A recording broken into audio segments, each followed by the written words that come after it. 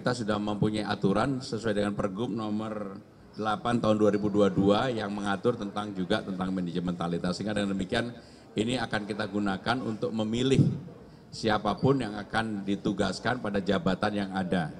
Rekan-rekan sekalian, pada hari ini pemerintah Jakarta meluncurkan manajemen talenta. Dan untuk manajemen talenta itu kita sudah mendapatkan persetujuan melalui keputusan Kepala BKN nomor 47 tahun 2025, sehingga dengan demikian Jakarta sepenuhnya akan menerapkan manajemen talenta. Dan di samping itu kita sudah mempunyai aturan sesuai dengan Pergub nomor 8 tahun 2022 yang mengatur tentang manajemen talenta. Sehingga dengan demikian ini akan kita gunakan untuk memilih siapapun yang akan ditugaskan pada jabatan yang ada. Dan secara sumber daya manusia Jakarta termasuk siap. Maka dalam pengarahan tadi saya menyampaikan bahwa salah satu yang menjadi keinginan, harapan dan tujuan adalah agar Jakarta sebagai kota global yang sekarang ini ranking 74 dari 156 menjadi ranking 50. Apakah itu bisa? Kita punya pengalaman di tahun 2015 dan 2016 tanpa Jakarta yang kita atur lebih baik, pada waktu itu rankingnya sudah 54. Sehingga dengan demikian terjadi penurunan yang luar biasa karena beberapa faktor. Salah satu faktor yang paling utama adalah sumber daya manusia, kerjasama internasional yang perlu dilakukan perbaikan.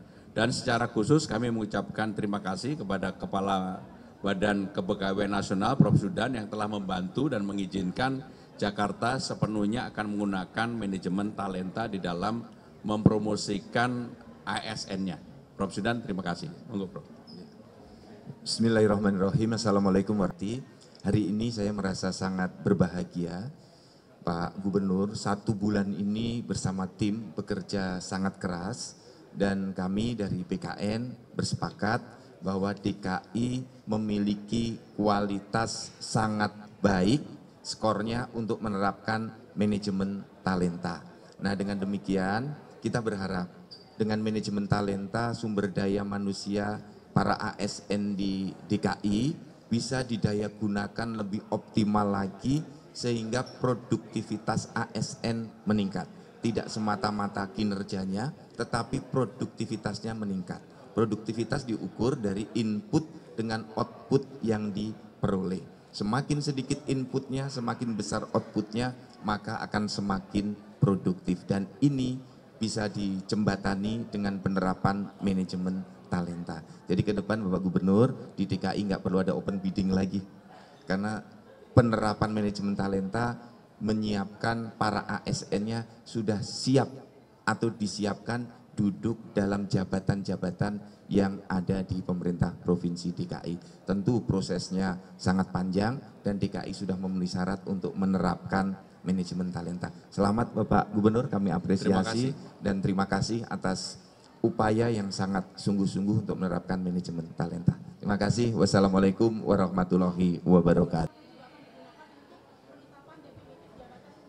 Saya sudah melaporkan kepada Kepala BKN, setelah Lebaran semua PLT-PLT yang ada di Jakarta akan saya definitifkan. Tentunya siapanya nanti menjadi kewenangan sepenuhnya Gubernur bersama dengan tim yang akan saya buat untuk itu.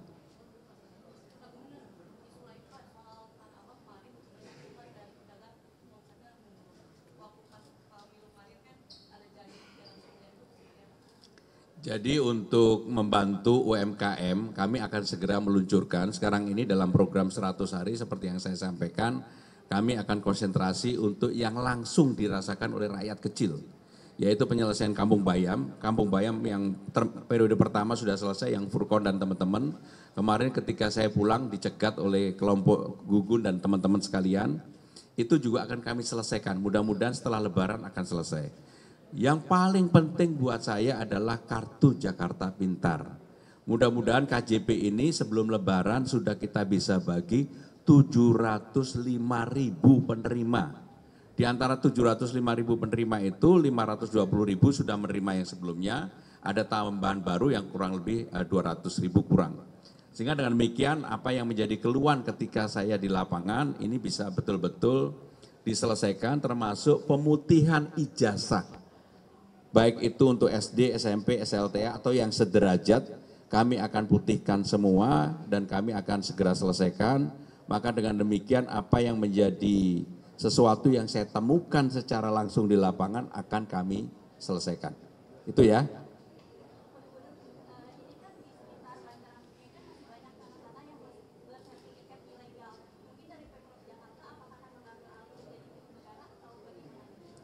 Kalau tanah bersertifikat ilegal maka statusnya harus kita dalami dan kita benarkan dulu.